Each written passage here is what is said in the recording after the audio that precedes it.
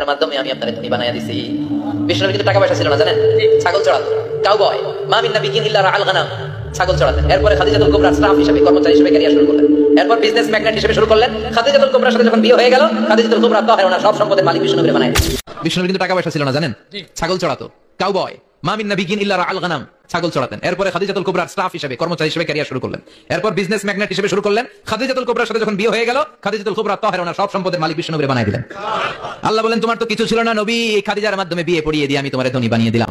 আমার নবী ইমামুল মুরসালিন, সৃষ্টি জগতে আমার নবীর কোনো মিসাল নাই। ও ভাই, যার হাতের ইশারাতে চন্দ্র দ্বিখণ্ডিত হয়, যার ইশারায় অস্তমিত সূর্য আবার ফেরত আসে, যার ঘরের দরজায় জিবরিল আমিন ওহী নিয়ে দাঁড়িয়ে থাকে, যার নাম আমার আল্লাহ রেখেছেন মুহাম্মদ, কিয়ামতের ময়দানে আল্লাহর প্রশংসার পতাকা যার হাতে থাকবে, কুল কায়নাত যখন চুপচাপ থাকবে, যিনি আল্লাহর কোর্টে প্রথম বক্তব্য রাখবে, আমার আল্লাহ যাকে কুল কায়নাতের জন্য সাক্ষী বানিয়েছেন, আমার আল্লাহ যাকে ইমাম বানিয়েছেন, আমার আল্লাহ যাকে রহিম বানিয়েছেন, আমার আল্লাহ যাকে রাউফ বানিয়েছেন, আমার আল্লাহ যাকে শাফিউল মুজনিবিন বানিয়েছেন, এতগুলো নিয়ামত যেই নবীকে আল্লাহ দান করেছেন, সেই নবী যখন আপনাকে দেখে সালাম দিয়ে দেয় আগে, সেই নবী যখন রাস্তার পাশ দিয়ে হাঁটে, সেই নবী যখন আপনার ব্যথায় ব্যথিত হয়, আপনি কি করে নিলেন? এখন আমার মতো বানিয়ে নিলেন। কি করে নিলেন? আমার মতো বানিয়ে নিলেন। পুরা কনসেপ্টটা বুঝতে পারছেন আপনারা? এখন আমরা কোরআনকে জিজ্ঞেস করব, কোরআন আমরা মিসলিয়তের সাথে যাব না ফজিলতের সাথে যাব? কোরআন যখন নবুয়তকে তুলে ধরে, কোরআন দুই ভাবে তুলে ধরে। কখনো যদি মিসলিয়তের কথা বলে নবুয়তের ক্ষেত্রে, একই আয়াতের মধ্যে আমার আল্লাহ অবশ্যই ফজিলতের কথাও তুলে ধরে। যদি দুইটা বলতে হয় তো মিসলিয়ত এবং ফজিলত, যদি একটা বলতে হয় তাইলে শুধু ফজিলত, মিসলিয়তের কথা নাই। আমরা দুই একটা আয়াত একটু পড়ে দেখি।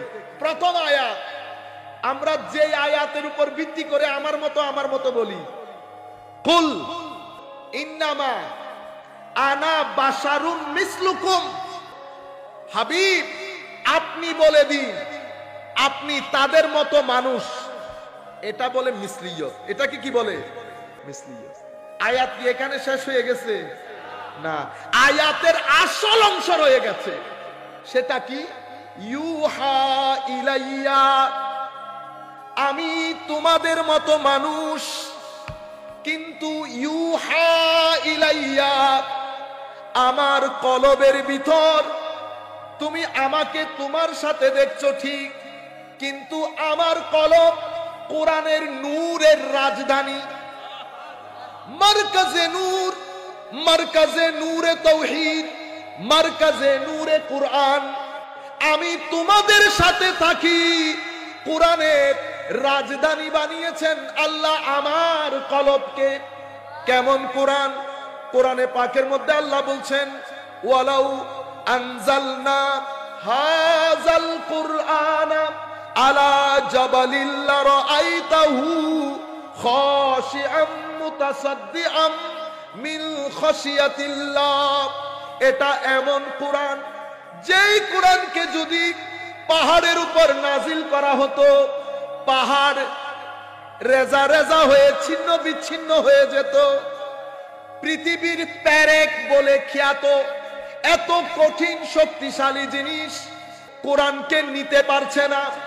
পাহাড় যেই কোরআনকে নিতে পারে না, সেই কোরআন আমার নবী নিজের কলবের ভিতরে হজম করে ফেলেছে। সুবহানাল্লাহ।